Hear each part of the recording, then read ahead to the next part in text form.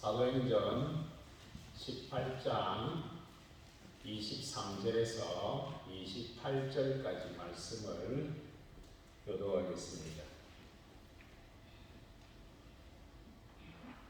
사도행전 18장 23절에서 28절까지 교도가 합니다. 얼마 있다가 떠나 갈라디아와 부르기아 땅을 차례로 다니며 모든 제자를 굳건하게 하니라.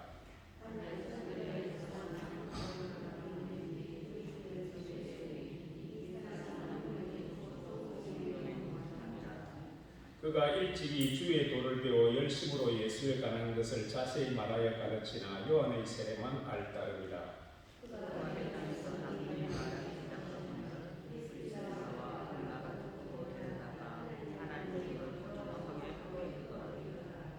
아볼로가 아가야로 건너가고자 하므로 형제들이 그를 격려하며 제자들에게 편지를 써 영접하라 하였더니 그가 가매 은혜로 말미암아 믿은 자들에게 많은 유익을 주니 이는 성경으로서 예수는 그리스도라고 증언하여 공중 앞에서 힘있게 유대인의 말을 이기리라.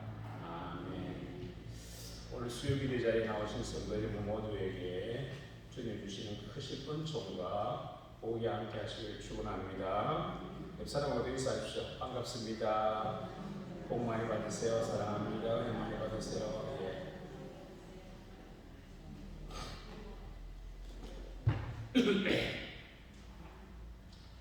감사합니다. 우리 지난주까지 나눈 18장 22절에서 바울의 2차 전도여행이 끝이 났죠. 바울의 2차 전도여행은 1차와는 달리 바나바와 바울이 따로 떠났습니다. 바나바는 마가와 함께 구브로스으로 해서 해상으로 떠났고 이후에 바나바의 행적은 더 이상 사도행전에 기록되어 있지 않습니다. 한편 바울은 신라와 함께 아마누스 산맥을 넘어서 육로로 향하죠. 루스드라에서 믿음의 아들 디모데를 만나서 세 명이 전도여행을 함께 하고요. 그리고 이제 아시아의 서부 지역 갈라디아, 부르기아 지역으로 전도를 합니다만 성령께서 막으셔서 마게도냐로 넘어가게 하셨습니다. 마게도냐 빌립보에서 옥감장수 루디아와 감옥의 간수 가족이 예수를 영접합니다. 그곳에서도 다시 유대인들을 피해서 데살로니가와 베레아에서 복음을 전했고 또 율법주의 유대인들을 피해서 바울 혼자 남쪽 아가야 지방의 아덴, 지금의 아테네에서 복음을 전하게 됩니다. 그곳에서 바울의 복음을 전해드린 고린도 사람 스데바나가 바울에게 고린도에서 복음을 전해줄 것을 부탁했던 것 같습니다. 네, 여러분이 스데바나 이 이름을 처음 들었을 때에 어떤 이름이 탁 떠오릅니까? 스데바나 하면 스데반 집사, 스데반 집사하고 이름이 비슷한 것 같죠. 그런데 정확하게 발음하면 자막에 보시는 대로 스데반 집사는 스데파노이고 고린도 사람 스데바나는 스데파나입니다. 공동번역에 보면 이 두 개를 정확하게 구분해서 이름을 번역을 하고 있습니다. 스데반은 스데파노, 스데바나는 스데파나 이렇게 알고만 계시면 되겠습니다. 어쨌든 바울은 이 스데파나의 인도로 고린도를 방문했고 아굴라, 브루스길라 부부를 만나서 함께 천막 만드는 생업에 종사하면서 복음을 전했습니다. 그러던 중에 베레아에 남겨두었던 사랑하는 믿음의 아들 디모데와 실라가 고린도에서 와서 만나게 됩니다. 좋은 일만 계속되는 것 같은데 아니나 다를까 율법주의 유대인들이 바울을 회당에서 쫓아냈습니다. 하지만 감사하게도 회당 바로 옆집 디도 유스도가 자기 집을 제공해 줘서 그곳에서 복음을 계속 전할 수 있게 되었습니다. 그래서 오히려 더 많은 이방인 헬라인들이 복음을 접할 수 있었고 특별히 다른 회당의 회당장 그리스도가 복음을 듣고 가족과 함께 예수를 영접하게 됩니다. 자, 이렇게 바울의 복음이 자꾸 전파되기 시작하니까 율법주의 유대인들이 가만히 있을 리가 없죠. 회당장 소스테네를 선봉으로 바울을 법정으로 끌고 와서 갈리오 총독에게 고소를 합니다. 하지만 갈리오 총독은 유대 민족의 일이라면 자기는 재판을 맡고 싶지 않다면서 유대인들의 소송을 기각합니다. 그런데도 계속해서 유대인들이 법정에서 난동을 부린 것 같습니다. 결국 이들을 법정에서 강제로 끌어내었고 회당장 소스데네는 심한 폭행을 당하게 됩니다.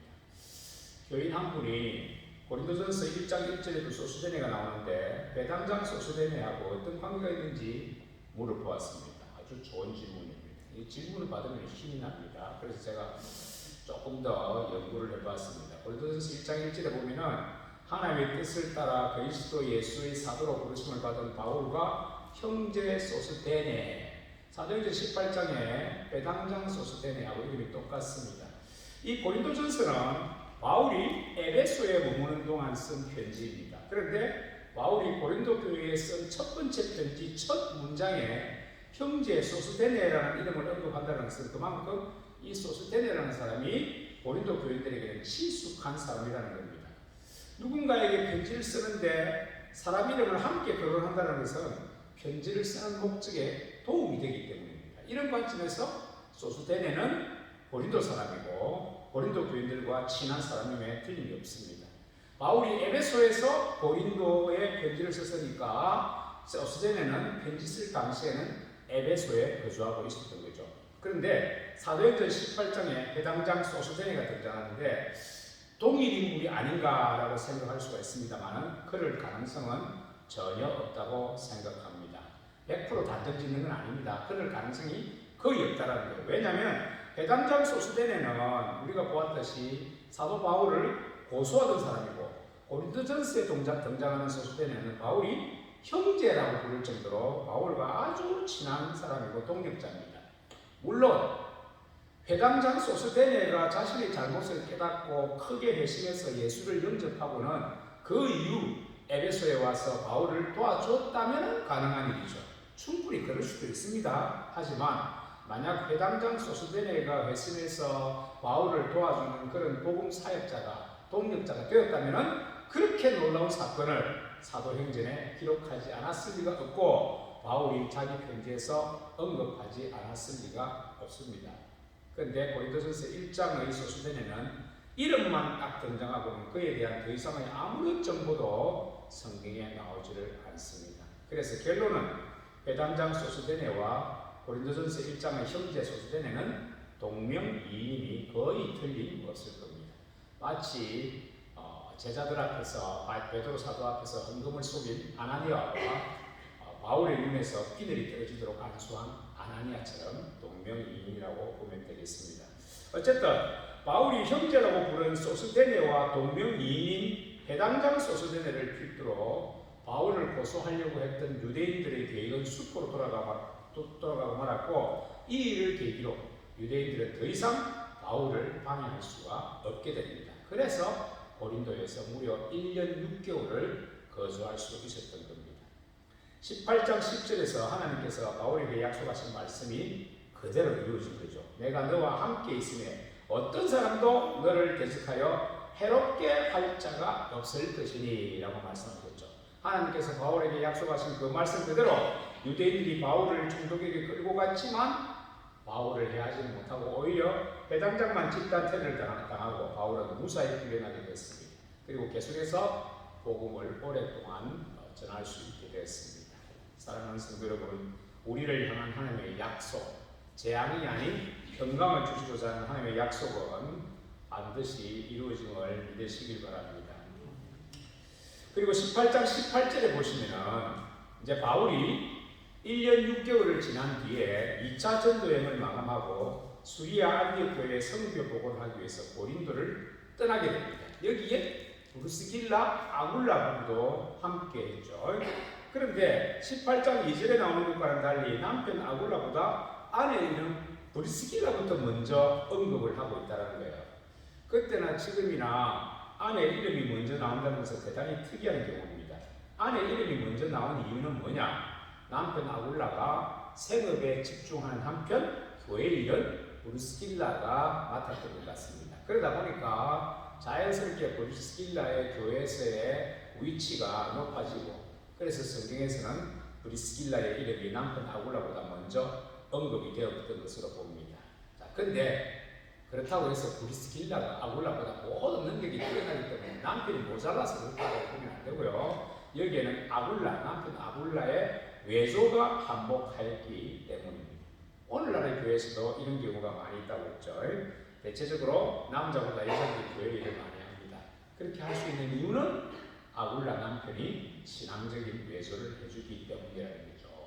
사랑하는 성도 여러분, 교우 여러분이 교회 예배에 참석하고 교회 사역과 하나님 나라에 헌신할 수 있도록 외조하는 여러분의 아굴라 남편과 아굴라 가족들을 위해서 더욱 많이 기도하고 헌신하고 사랑하시기를 축원합니다. 자, 근데 이 18절에 보시면 그 하반절에 바울이 일찍이 서원이 있었으므로 갱그라에서 머리를 깎았더라는 이 구절을 오해하면 안 됩니다. 일반적으로 사람들이 무슨 큰 결심을 하거나 각오하는 일이 있으면 머리를 깎습니다. 삭발을 하죠. 머리를 깎는다는 것은 각오를 다짐하고 결단하는 모습을 자타에게 보여주고자 하는 행위입니다. 그래가지고 사회에서도 집회나 데모하기 전에 모두가 보는 앞에서 이 바리칸 가지고 머리를 삭발을 합니다. 정치인들도 단식 투쟁과 함께 가끔씩 삭발을 합니다. 또 고시원에 있는 사람들, 행시, 사시 준비하는 사람들도 삭발하는 것으로 각오를 다짐하고 그런 모습을 보여줍니다. 그래서 이 18절 하반절에 바울이 서원이 있어서 갱그라에서 머리를 깎았다라고 하면은 우리가 딱 언뜻 생각하기에 바울이 무슨 결단할 일이 있어서 각오를 다짐하는 차원에서 머리를 깎았는가 보다라고 생각하기가 쉽습니다. 저도 학생 때는 이 구절을 그렇게 생각했었습니다. 그런데 신학을 공부하면서 이 구절을 배우니까 완전히 거꾸로라는 것을 알게 됐습니다. 18절은 결단하기 위해서 머리를 깎은 것이 아니라 오히려 반대로 결단하는 일을 마쳤기 때문에 머리를 깎은 거라는 거죠. 구약의 나실일 서원을 하는 사람은 포도주를 마시지 않고 머리에 삭도를 대지 말아야 됩니다. 그래서 삭발하는 것이 결단이 아니라 머리를 깎지 않는 것이 나실인으로서의 서원의 모습을 보여주는 것입니다. 마치 조선시대에 부모님 돌아가시면 3년상 지내면서 머리를 깎지 않는 것과 비슷하다고 할 수가 있겠습니다. 바울은 나실인 서원 규정에 따라서 서원했을 때부터 그때부터 칼을 머리에 대지 않았다, 머리를 깎지 않았다라는 거죠. 그리고 이제 고린도를 떠나면서 서원 기간이 끝났기 때문에 길렀던 머리를 이제 깎았다라는 거예요. 서원을 다짐하고 각오를 다짐하기 위해서 머리를 깎은 게 아니라 거꾸로다, 이걸 갖다 우리 기억하셔야 되겠습니다. 사랑하는 성도 여러분, 주님께서 고난당하신 사순절기를 지내면서 나실인의 서약은 아니더라도 세상과 구별된 나실인의 모습으로 살아갈 수 있기를 원합니다. 그래서 더욱 기도에 힘쓰고 말씀에 집중하시고 일상생활의 순간순간마다 주님의 고난에 동참하기 위해서 구별된 삶을 살아갈 수 있기를 주님의 이름으로 축원합니다. 자, 이제 19절 이하에 보면 바울은 2차 전도여행을 마감하면서 고린도를 떠나서 시리아 안디옥 교회로 가던 중에 잠시 에베소를 들렸다고 했어요. 그리고 브리스길라 아굴라 부부는 에베소에 남겨두고 바울은 이스라엘 가이사라에 도착을 했고 예루살렘 교회에 가서 선교 보고를 한 뒤 안디옥 교회로 내려갔다라고 했어요. 22절에서 이제 2차 전도여행이 끝이 났죠. 그리고 23절, 오늘 우리가 읽은 본문 23절부터 3차 전도여행이 시작이 됩니다. 우리 23절 같이 읽겠습니다. 얼마 있다가 떠나 갈라디아와 부르기아 땅을 차례로 다니며 모든 제자를 굳건하게 하니라. 자, 여기 얼마 있다가는요, 학자들에 따라서는 짧게는 4-5개월, 길게는 10개월, 즉 52년 여름부터 53년 봄 정도까지로 보는 학자도 있습니다. 예수님이 승천하신 지 지금 20년의 세월이 흐른 셈입니다. 바울의 나이도 이때 한 50 정도 됐을 겁니다. 당시 50이면요 완전 늙은입니다. 그런데도 3차 전도여행 준비를 하는 겁니다. 바울이 이 기간 동안 시리아 안디옥 교회에서 그리고 이스라엘 지역들을 순회하면서 휴식 겸 회복, 재충전의 시간을 보냈을 것으로 봅니다. 몸을 회복시킨 바울이 23절에 있는 대로 갈라디아, 부르기아 땅을 차례로 다니면서 모든 제자를 굳건하게 하였다라고 말씀하고 있습니다. 이 갈라디아, 부르기아 지역은요 2차 전도여행 당시에 마게도냐로 넘어가기 전에 바울이 다녔던 지역입니다. 지도를 보시면은 이 시리아 요 안디옥 있죠. 여기 파송교회죠. 여기 밑에 예루살렘 있고 여기에서 이 갈라디아 지역 부르기아 지역 이 지역인데 이 지금 23절 여기 나오는 것이 바로 이 지역입니다. 이 지역 가려면은 안디옥에서 여기 아마누스 산맥을 넘어서 이 길리아기아 다소 바울의 고향이죠. 고향을 지났는지는 안 지났는지 모르겠습니다만 어쨌든 이쪽을 지나서 루스드라 그리고 여기 덕에 있습니다. 루스드라 전에 더베, 루스드라, 이고니온, 비시디아, 안디오까지 간 거죠. 여기가 다 부르기아, 갈라디아 지역이 되겠습니다. 이 지역이 무려 1000km가 넘는 거리입니다. 그리고 이어지는 여정이 19장 1절을 넘어가는 거예요. 19장 1절에 보시면은 아볼로가 고린도에 있을 때에 바울이 윗지방으로 다녀 에베소에 와서 어떤 제자들을 만났다고 했어요. 에베소에 도착하기 전에 윗지방으로 다녔다는 것이 바로 23절에 갈라디아, 부르기아 지역을 말하고 있습니다. 이때 아볼로가 고린도에 있었다라고 19장 1절에서 말씀하고 있는데 바로 이 아볼로를 소개하기 위해서 오늘 우리가 읽은 18장 24절 이하의 아볼로에 관한 이야기가 잠깐 삽입이 됩니다. 24절 보겠습니다. 알렉산드리아에서 난 아볼로라 하는 유대인이 에베소에 이르니 이 사람은 언변이 좋고 성경에 능통한 자라. 알렉산드리아 출신 아볼로라는 유대인이 에베소에 왔다고 했습니다. 이 알렉산드리아는 로마 제국 내에서 수도 로마를 제외하고는 에베소, 안디옥, 고린도와 함께 4대 도시 안에 드는 대도시입니다. 아까 지도 다시 잠깐 볼까요? 네, 여기 보면은 여기가 이제 이스라엘이고요. 여기가 이제 소아시아 지역, 지금의 터키 지역이에요. 바울이 전도했던 지역입니다. 여기 쭉 밑에 내려가면 여기 이집트가 있는데 이집트 지중해 있는 제 꼭대기에 여기 알렉산드리아가 있어요. 그리고 왼쪽으로 가면은 이 구레네 시몬이 나오는 구레네가 있고요. 알렉산드리아에 있고 바로 위에 구브너스 이렇게 되어 있습니다. 이 알렉산드리아에서 아볼로라는 사람이 여기 에베소 여기 있어요. 에베소로 왔다는 거예요. 에베소. 오늘은 이제 본문의 주요 지역은 이 에베소가 되겠습니다. 3차 전도에도 마찬가지고요. 네. 다시요. 네. 이 알렉산드리아에서 아볼로라는 사람이 왔는데 지금은 이집트 북부 지중해 연안 도시인데 이름에서 보듯이 이 알렉산드리아는 알렉산더 대왕이 자기 이름을 붙여서 새롭게 이름을 지은 겁니다. 이 알렉산드리아는요 도서관으로 아주 유명합니다. 알렉산드리아 도서관이 아주 유명한데 알렉산더 대왕 사후에 기원전 3, 4세기경에 이집트의 프톨레마이오스 왕조 때 지어졌다고 하는데 정확한 시기는 알 수가 없어요. 이 도서관에는요 당시에 수집할 수 있는 모든 양피지 문서, 토기 문서, 비석 문서들을 전부 수집해가지고는 헬라어로 다 번역을 해서 비치해뒀거든요.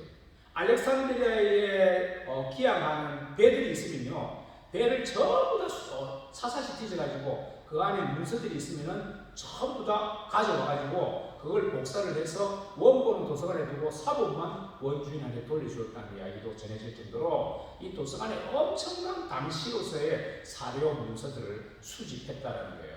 그래서 구약 성경까지도 헬라어로 번역하게 되는데 그게 바로 뭐겠습니까? 70입니다. 70. 구약 성경을 헬라어로 번역해가지고 70년을 바로 이 알렉산드리아 도서관에 비치하기 위해서 그렇게 했다는 거예요. 하지만 도서 보관과 관리가 너무 어려운 데다가 이게 이제 이 해변가에 있고 또 강 사이에 이 도서관이 있어가지고 습기가 져서 보관을 잘해야 되는데 재정적인 지원이 있어야 되는데 그게 재정적인 지원이 계속되지 않으니까 이 도서관이 세월이 흐르면서 유명무실하게 변하게 됐다고. 그리고 7세기 이슬람이 공격할 때 완전히 이 도서관이 사라져버렸다고 회파되었다고 합니다.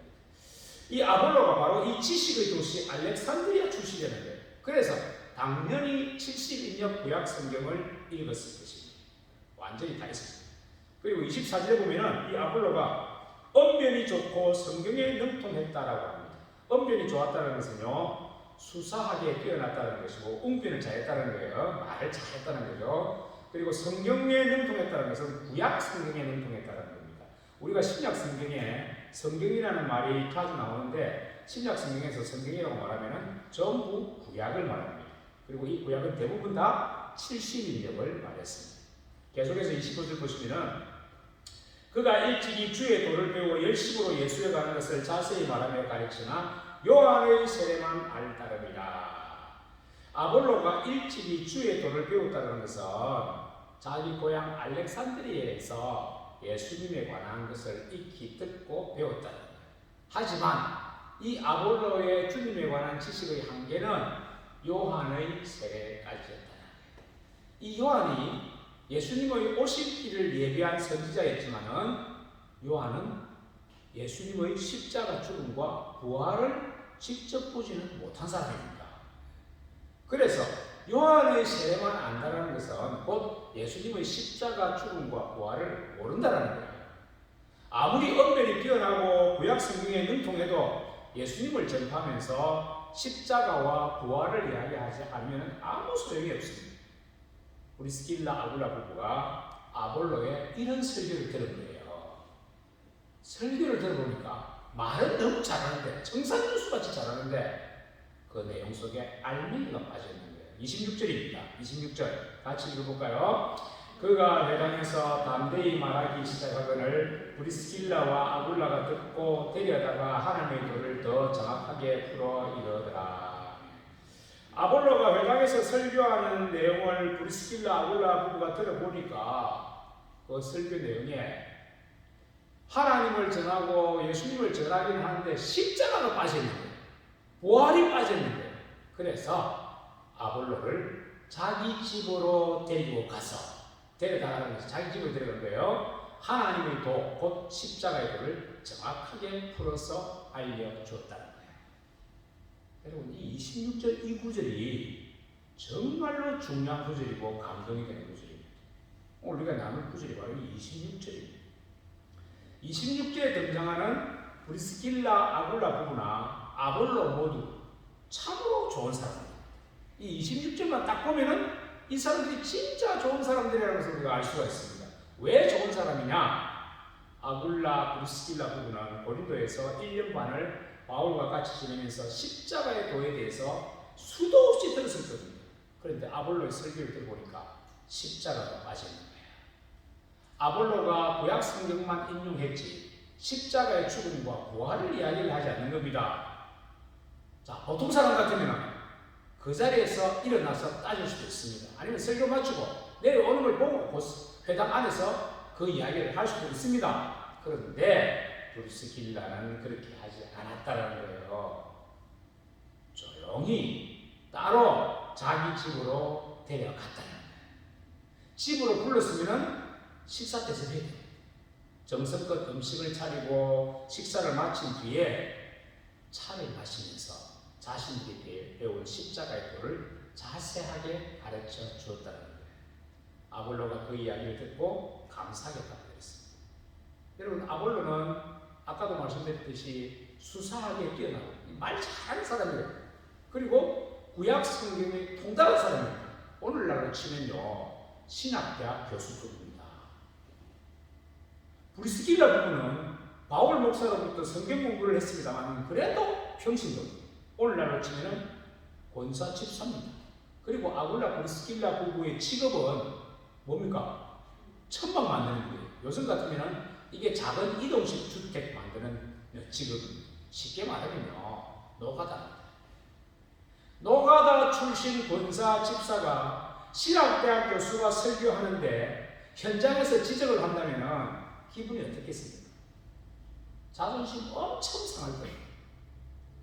브리스길라 부부는 이런 점을 감안해서 설교 현장에서 아볼로의 잘못을 지적하지 않고 조용히 네 이리 오거라, 화장실로 부르지 않고 자기 집으로 불러서 식사 대접하고 차 한잔 나누면서 십자가의 도를 가르쳐 주었다는 거예요. 식사 대접 차 한잔 이런 이야기는 성경에 안 나오지만은 데려갔다라면 당연히 했겠죠, 그죠? 웬일이 하진 않았죠. 그리고 교수님한테 지금 이야기하는 거 얼마나 조심스럽겠어요. 당연히 대접을 해야 되는 거예요. 상대방의 입장을 충분히 배려했다는 거예요. 근데요, 이 아볼로도 참으로 대단한 사람인 것이 평신도한테서 이런 지적을 받고 고침을 받고 새로운 지식을 배웠음에도 불구하고 전혀 부끄러워하거나 기분 나쁘게 생각하지 않았다는 거예요. 참으로 아볼로도 겸손한 사람임을 알 수가 있습니다. 그래서 이 사람들 모두가 다 좋은 사람이라는 거예요. 브리스길라 아굴라 부부도 좋은 사람. 아볼로도 좋은 사람이에요.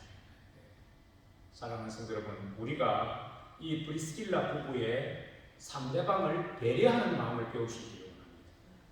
비록 고칠 것이 눈에 보여도 다른 사람 입장에서 먼저 생각하고 그 이후에 지혜롭게 일을 진행할 수 있기를 바랍니다.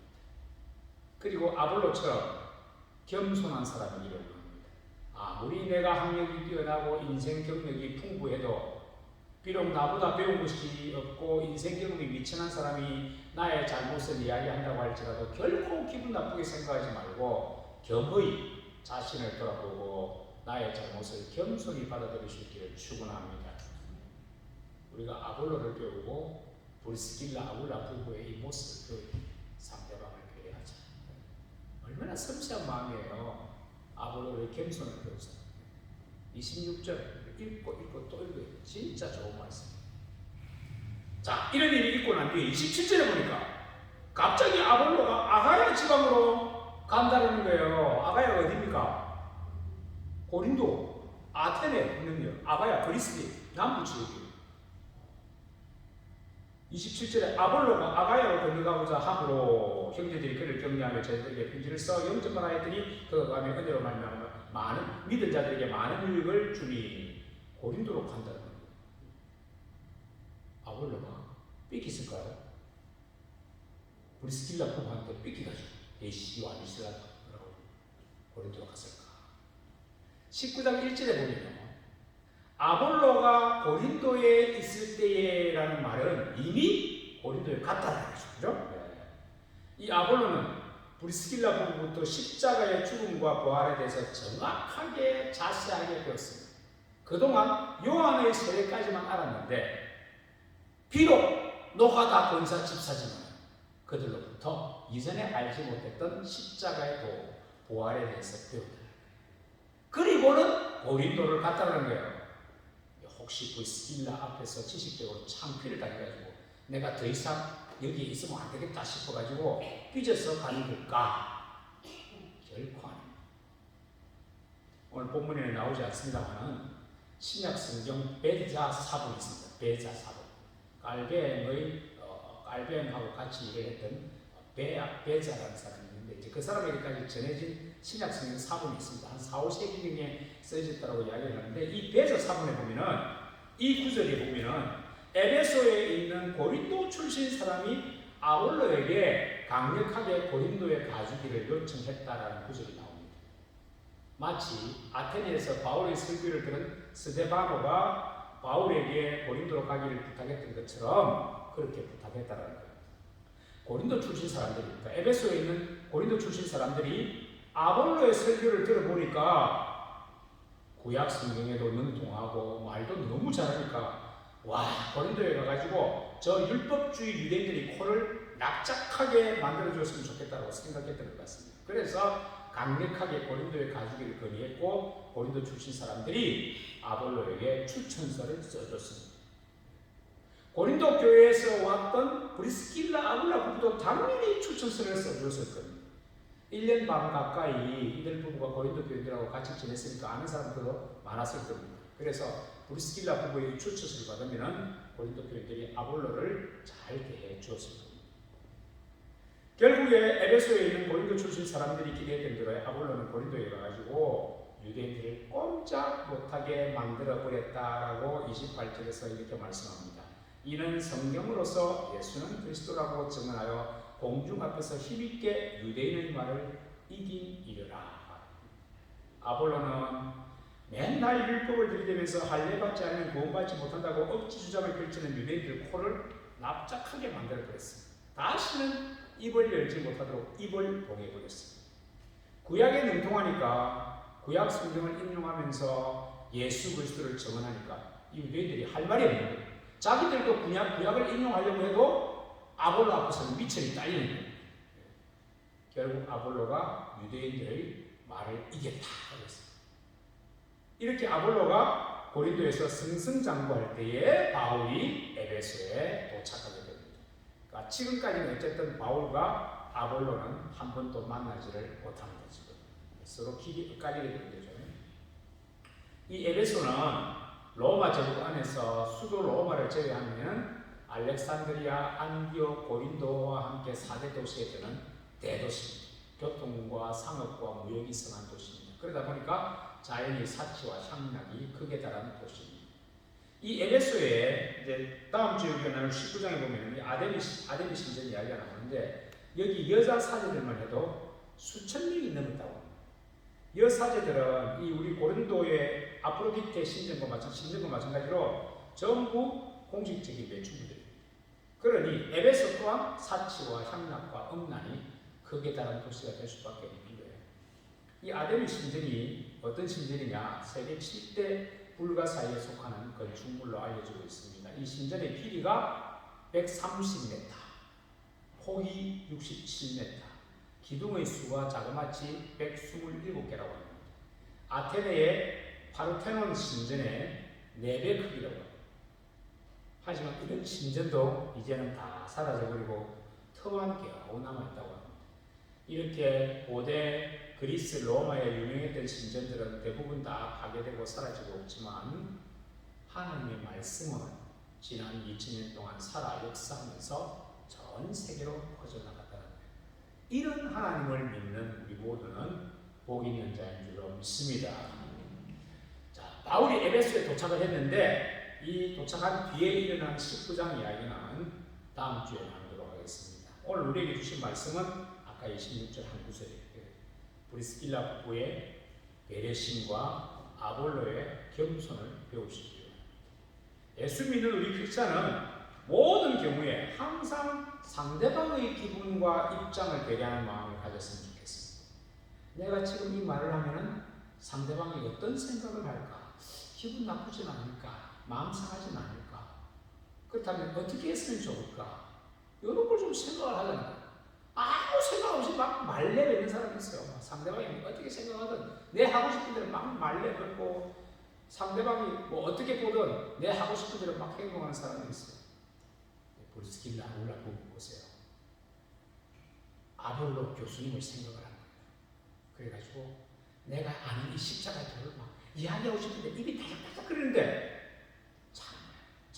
참고 밥 먹으면서 이야기하고 싶은데 그러면서 참고 난 뒤 찬잔하면서 조용히 아볼로의 설교를 듣고 당장 집에 가고 싶었지만 마음을 진정시키고 집으로 초대해가지고 식사를 맛있게 하고 차를 마시면서 조용히 이야기를 풀어나갔는데 여러분 얼마나 조심조심 이야기를 풀어나갔겠습니까? 사실은 말입니다. 아볼로 교수님 얼마나 조심스럽게 이야기를 했겠습니까? 상상이 돼요. 이 아굴라 부부는 십자가의 진리와 예수 부활을 아볼로에게 이야기를 해주는데 그 과정에 엄청나게 아볼로의 마음을 읽으면서 상대방을 배려를 해주었다는 거예요. 여러분 우리가 이런 배려의 마음을 배우기를 원합니다. 내가 혼자 생각하지 말고 내가 입을 열기 전에 행동을 하기 전에 내 앞에 있는 상대방이 눈에는 보이지 않지만 내 말과 행동에 영향을 받을 다른 사람을 먼저 생각하면서 배려하는 사람이 될 수 있기를 축원합니다. 그리고 두 번째는 아볼로의 겸손을 배우시기 바랍니다. 아볼로 정도 되는 학식과 경력을 갖춘 사람이 노가다 출신 평신도로부터 성경 이야기를 지적받는다는 것은 이게 보통 수치스러운 일이 아닙니다. 그런데 이 아볼로는 십자가의 진리를 겸허하게 받아들였다는 거예요. 요즘에는 우리가 아이들한테서도 배울 것이 많습니다. 특히 컴퓨터, 인터넷, 스마트폰, 어른들이 모르는 부분들이 너무 많습니다. 그러니 더 이상 부끄러워할 것도 없습니다. 그래서 우리가 모르고 틀리는 것을 새롭게 듣고 배우는 것을 절대로 부끄러워하지 마시고 언제나 겸허한 자세로 겸손하게 지식을 배우고 말씀을 받아들일 수 있기 바랍니다. 모르는 것이 있으면 물어보고 자꾸 질문을 해야 더 알게 되고 배우게 되죠. 그래서 아볼로처럼 자기보다 낮은 사람 앞에서도 겸허하게 부족함을 인정할 줄 아는 저와 여러분 다 될 수 있기를 주님의 이름으로 축원합니다. 기도하겠습니다. 주님, 우리가 입을 열고 말하기 전에 행동으로 보이기 전에 브리스길라 아굴라 부부처럼 상대방의 입장을 먼저 생각하기를 원합니다. 그리고 아볼로처럼 아무리 내가 상대방보다 사회적 지위와 학력 모든 면에서 뛰어난다고 할지라도 나의 작은 실수와 잘못을 조용히 일러주는 소리에 기분 나쁘게 생각하지 말고 겸허하게 귀를 기울일 수 있는 겸손의 마음을 가질 수 있도록 성령께서 도와주시옵소서. 주님, 이 시간 이 올려가 찬양하기를 원합니다. 하나님의 영이 우리 심령 가운데 임하여 즐겁게 찬양할 수 있도록 도와주시옵소서. 또한 믿음으로 기도할 때에 우리의 마음에 건강을 허락하여 주시옵소서. 믿고 감사드리며 우리 구주 예수님의 이름으로 기도드리옵나이다. 아멘.